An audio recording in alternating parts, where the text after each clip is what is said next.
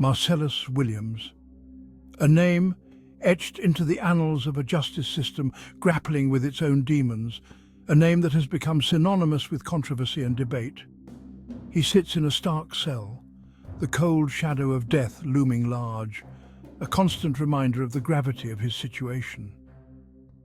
Accused and convicted of a brutal murder in 1998, his life hangs precariously in the balance, teetering on the edge of an uncertain future.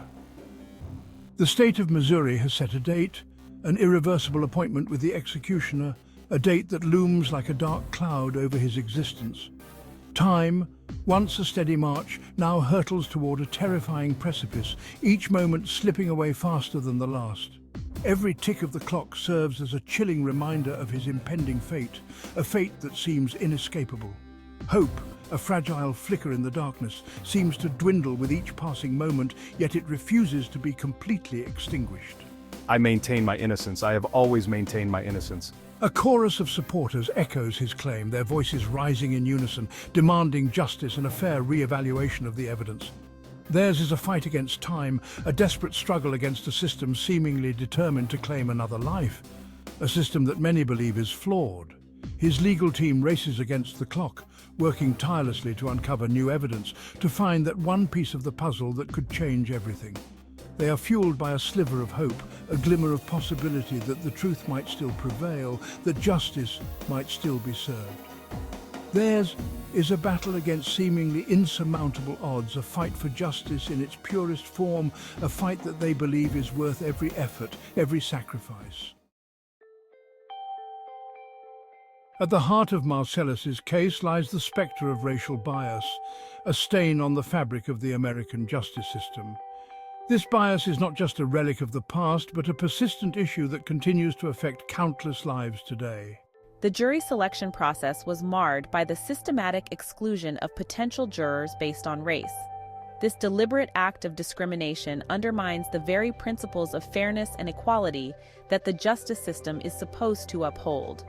This injustice casts a long shadow over the entire trial, creating an atmosphere of doubt and mistrust. Adding to the quagmire of doubt is the unsettling issue of destroyed evidence.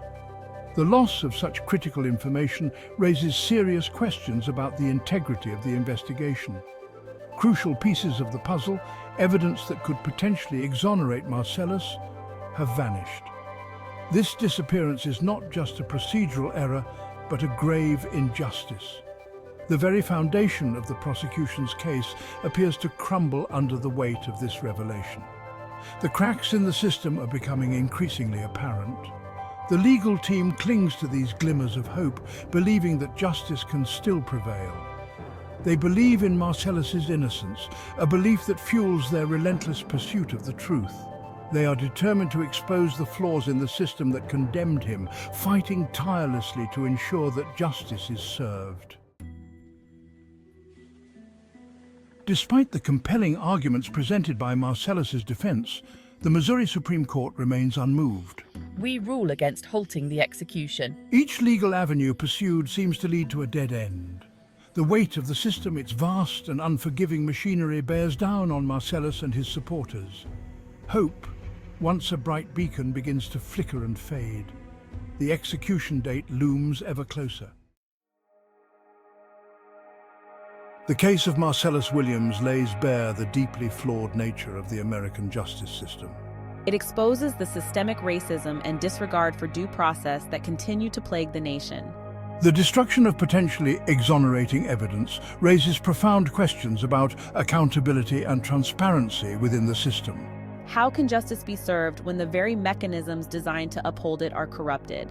Marcellus's case is a stark reminder that the death penalty is not simply an abstract legal concept. It is a matter of life and death, and its application is often arbitrary and unjust.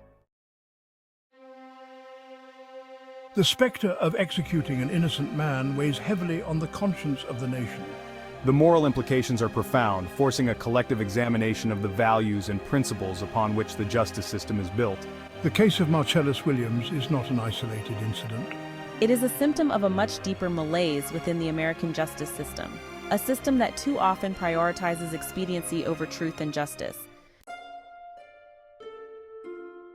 As the hours tick by, Marcellus Williams faces the ultimate punishment, a fate that looms ever closer with each passing second. His case serves as a stark reminder of the human cost of a flawed system, a system that is meant to uphold justice, but too often perpetuates injustice. Families are torn apart, and communities are left grappling with the aftermath. The death penalty, with its irreversible consequences, demands a higher standard of proof and a greater commitment to justice than the system currently provides. Every piece of evidence must be scrutinized, every doubt must be addressed.